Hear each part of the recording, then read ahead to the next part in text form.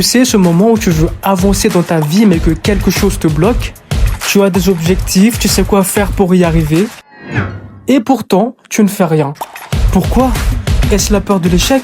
La fameuse zone de confort? Ou juste parce que tu ne veux pas vraiment atteindre cet objectif?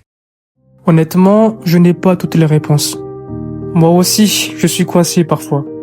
Moi aussi, je me dis, mais pourquoi je n'avance pas? Et c'est normal, parce qu'on est humain. On n'est pas parfait. On fait tous des erreurs. On se fixe des standards irréalistes. On court après une perfection qui n'existe pas. Et même quand on atteint ce but, on n'est jamais rassasié. C'est comme si l'esprit humain était insatiable. Toujours plus, toujours mieux. Mais en réalité, ce n'est pas seulement une question de volonté ou de motivation. C'est plus profond que ça. C'est notre cerveau qui joue avec nous. Parce qu'en réalité, il existe des mécanismes invisibles qui influencent toutes nos décisions. Et parmi eux, il y en a un qui est extrêmement puissant. Un filtre invisible qui déforme notre réalité, le biais de confirmation. Tu en as peut-être déjà entendu parler. C'est cette tendance que l'on a à chercher uniquement ce qui confirme ce que l'on croit déjà.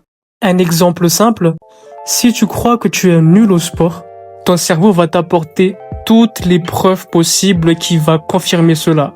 Comme par exemple la fois où tu as raté un match, la fois où tu n'as pas réussi à suivre un entraînement, ou encore la fois où tu avais juste la flemme d'y aller. Ton cerveau te dira, tu vois, je te l'avais dit, tu n'es pas fait pour ça. Mais fort heureusement, l'inverse est aussi vrai.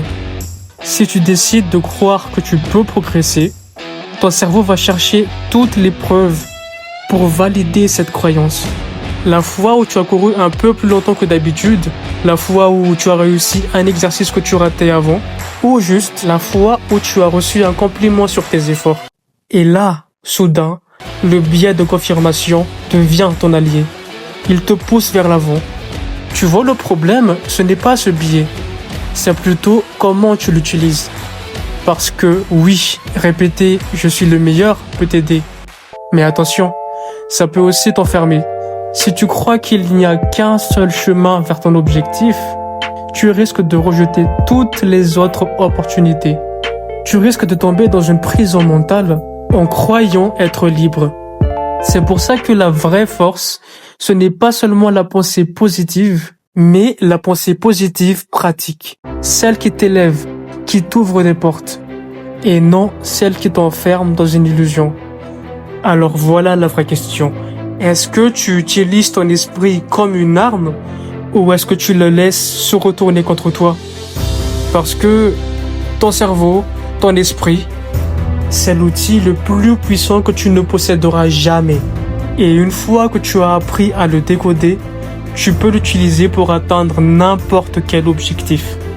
Alors rappelle-toi ceci, tu n'es pas bloqué parce que tu es faible, tu n'es pas bloqué parce que tu es incapable, tu es bloqué parce que ton esprit joue contre toi. Mais ce même esprit peut devenir ton plus grand allié.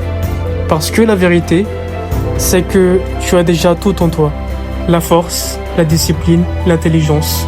Ton cerveau peut être ton pire ennemi ou ton arme la plus puissante. La seule différence, c'est comment tu choisis de l'utiliser.